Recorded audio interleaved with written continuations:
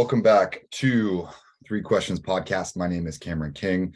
I am the founder of CK Collective, a marketing and strategy consultancy.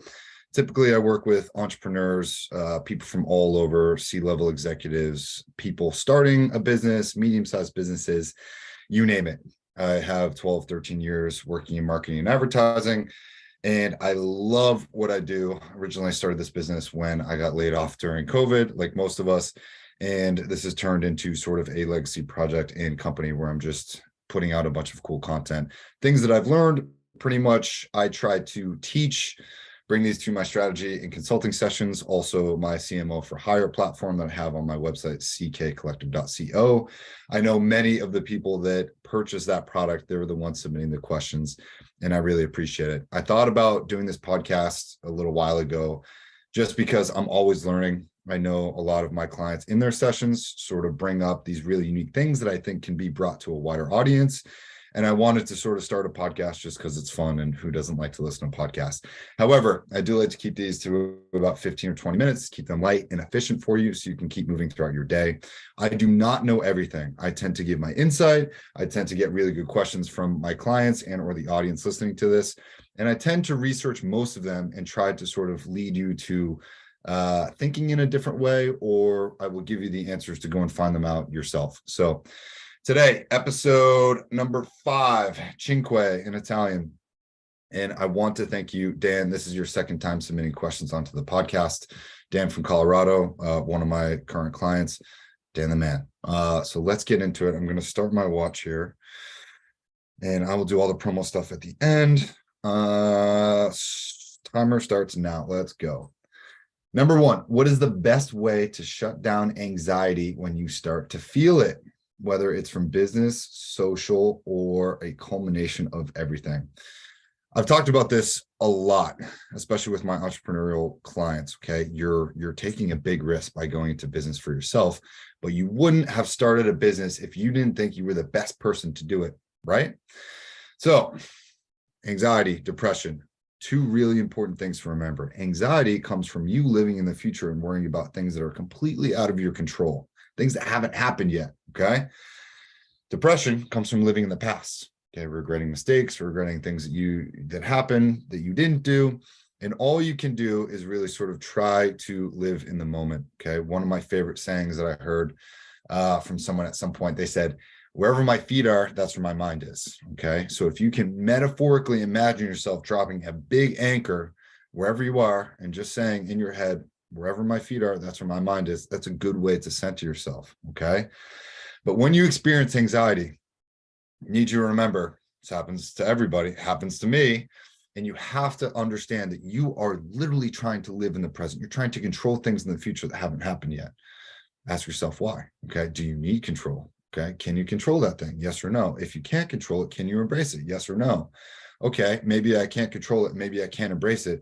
So why am I expending my own energy worrying about that thing? Okay, why am I worried about something in the future that I have little to no ability to control of right now? Okay, there's a very good book called The Surrender Experiment by Michael Singer that I would recommend to anybody listening to this podcast. That is really a book about surrendering to the flow of life. And in the book, he talks about why do we as human beings think we can get more for ourselves than the universe, life, whatever can bring to us, okay? And that's a really, really good way for me to remember that. I also think about this quite often. It's that I am such a small human being here for a temporary amount of time in a seemingly endless universe that has been around for billions of years. And I am on a tiny rock surrounding and rotating around an insignificant star floating on the outer edges of space. What am I really worried about? Okay. Life is very insignificant when we tend to zoom out and look at this. Okay. Everybody suffers from anxiety. I would highly recommend that if you are experiencing anxiety from your business or your social meetings or a culmination of everything, perhaps your relationship, I would spend time journaling. Okay. I would spend time journaling, be like, why am I worried about this? Can I control this? Can I embrace this? That is sort of my diatribe about trying to figure out where this anxiety is coming from. Okay, I'm worried about this event tomorrow, but that person is free to make their own decisions. I can't control them. I don't want to control them. I would rather retain that energy and just kind of surrender to whatever happens. I have thought about my life in a number of ways, and everything that has worked out, even when I didn't understand it in the moment, everything has always worked out for the better. Sometimes it's taken me days, weeks, months, years to realize, holy shit, that thing that happened was the best thing that ever happened to me. Okay. Life has never led me astray. It's brought me down some strange roads. And I couldn't have made this story up if I wanted to so far, but anxiety and depression will make you question everything. And instead of questioning everything and wasting your damn energy, you need to slow it down. Okay. Because when we lean into anxiety or when we lean into depression, right? Again, I'm going to say this again. Anxiety comes from trying to live in the future. Depression comes from trying to live or change the past. And when we lean into those things, we cause friction.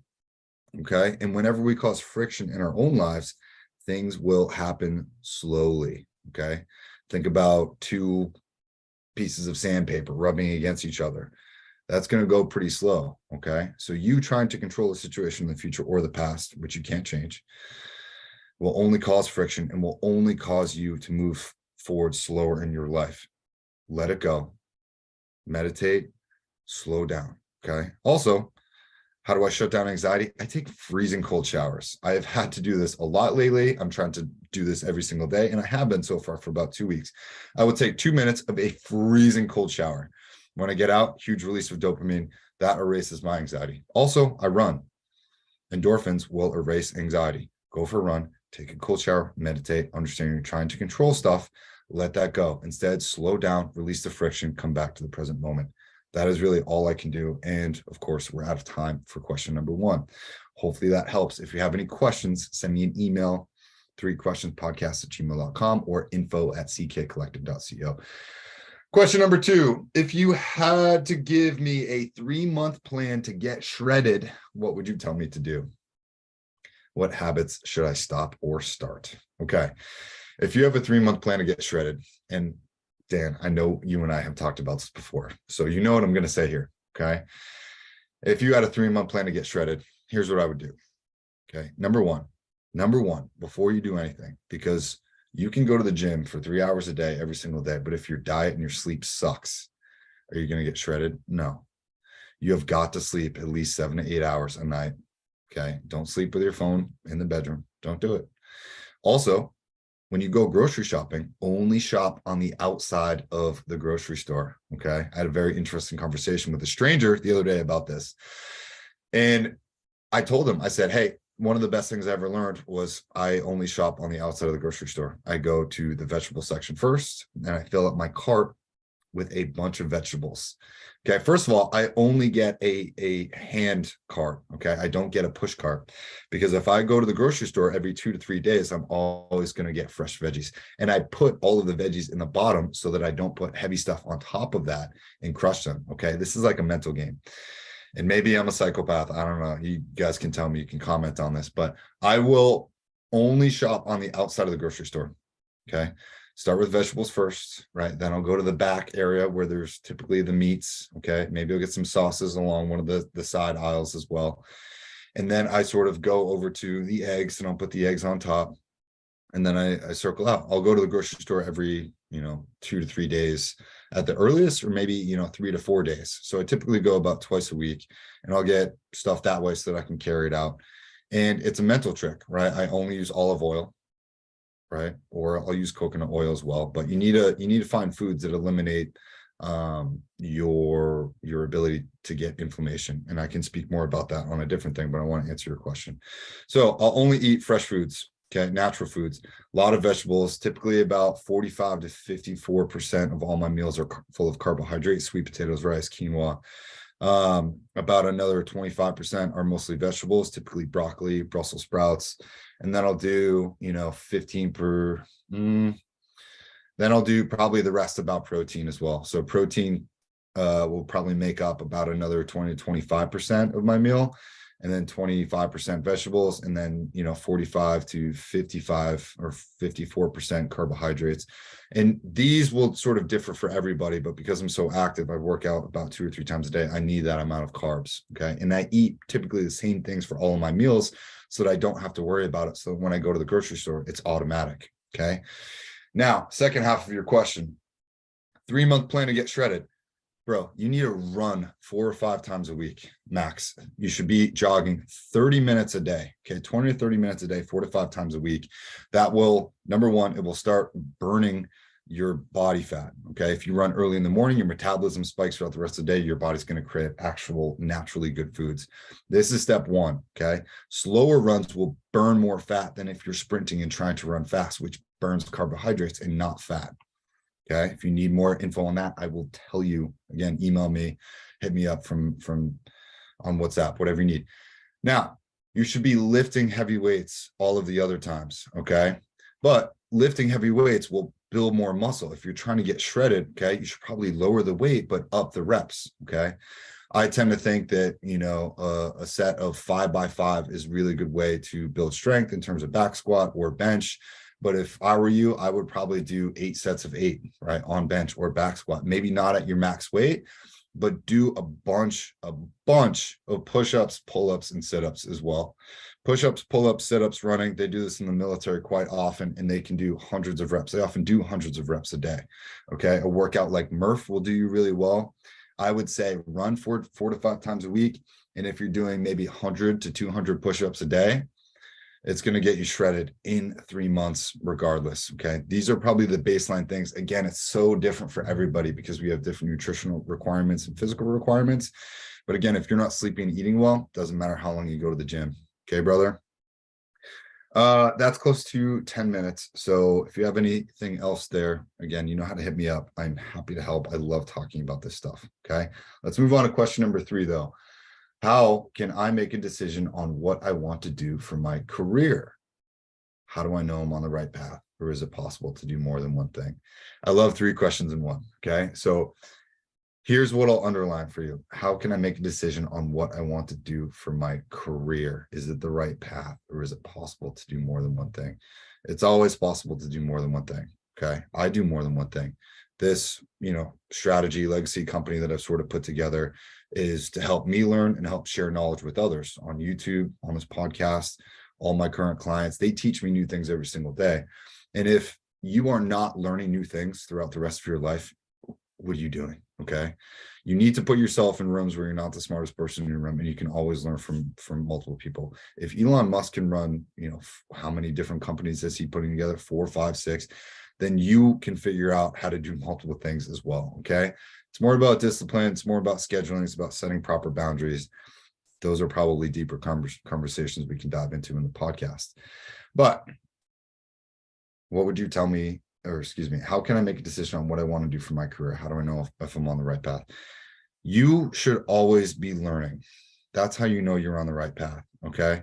When you are on the right path, little synchronicities will start to happen, right? You're going to get more business. You're going to get people that come into your life to teach you things. The right people are going to be in the right places at the right time for you when you're on the right path. Okay. If you're not on the right path, it's very easy to figure that out because you are going to experience a lot of friction. You're going to experience a lot of roadblocks. You're going to experience a lot of things that take your breath out, that take your energy out. Okay. Jim Carrey talks about this on a lot of his more recent videos from the past couple of years, right? He talks about depression being this sort of avatar that looks at you in the mirror and says, hey, I'm tired of playing this character.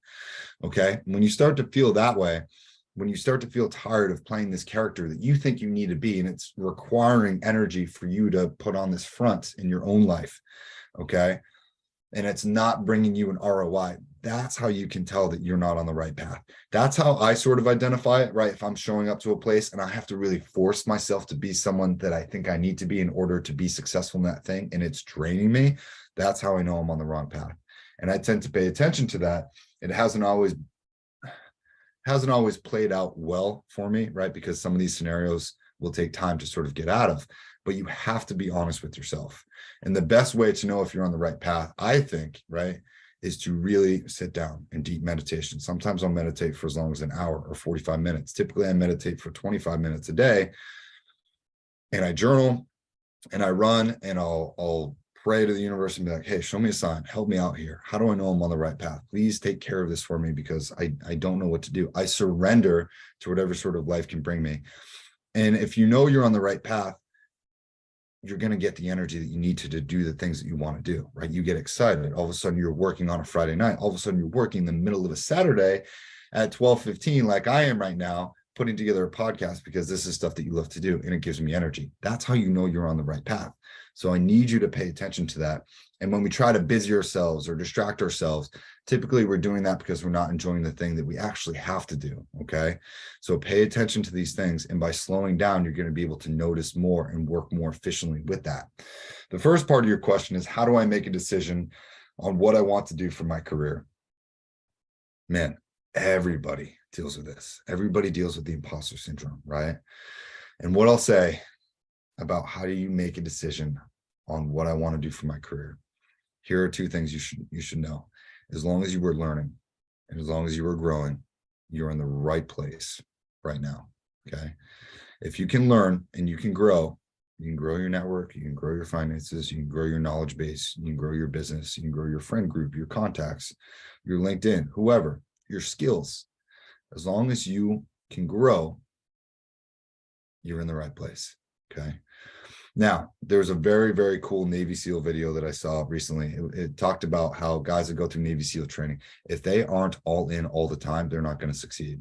And I would say for every major elite military organization, when you are doing something, if you do it half-assed, it's not even worth doing. Okay. You have to be all in all the time. And there's a time and a place where you can decide, hey, I'm not all in all the time. I'm going to do something different, but do it and you own it. The faster that you do it and you own it, Seth Godin talks about this in his book, The Dip. You know, successful people will quit often, they'll quit early. Hey, I'm not all in on this thing. You know, I'm going to go out and do everything. So if you can be all in all the time on what you're doing, you're on the right path, right? Learn, grow, adapt. But if you find yourself not being all in all the time, it's okay to quit and move on to the next thing. Why wouldn't it be?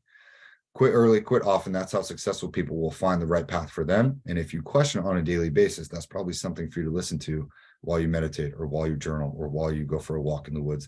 Find a way to listen to what's in here. Okay. Your heart and your brain are two very unique things. And when they're both in coherence with each other, it's called heart-brain synchronicity.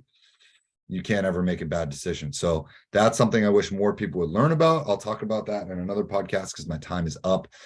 It's been 15 minutes. So again, Dan from Colorado, thank you for sending in your questions on these. I hope I answered them. Reach out to me on WhatsApp or email or privately if you want to talk more about these things. My name's Cam King. You can find more information about me and book sessions at ckcollective.co. I also just launched a sponsorship for the podcast. You can sponsor a 30-second spot for each episode here. And the price is the cost of the episode. So the next episode I'm going to do, episode 6, you can sponsor that for $6. Okay. You can also book that on the website, ckcollective.co/3-questions-podcasts. Go there, book a sponsorship, send me your copy. I'll read it out at the beginning of the sessions. Make sure you subscribe on YouTube, like, listen on Spotify, rate it, and send in more questions. I appreciate you as always, and I'll talk to you guys soon. Peace.